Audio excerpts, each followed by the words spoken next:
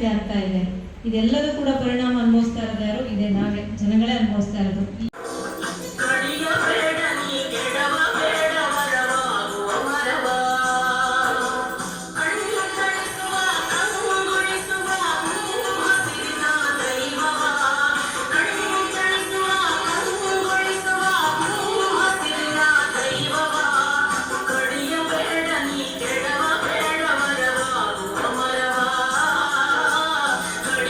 ಬೆಟ್ಟ ಗುಡ್ಡ ಇವೆಲ್ಲವೂ ಪರಿಸರನೇ. ಇದನ್ನ ಉಳಿಸುವ ಪ್ರಯತ್ನ ನಾವೆಲ್ಲರೂ ಮಾಡಿದ್ರೆ ಖಂಡಿತ ಇನ್ನೂ ಸ್ವಲ್ಪ ದಿನ ವಿಶ್ವಾದ್ಯಂತ ವಿಶ್ವ ಪರಿಸರ ದಿನವು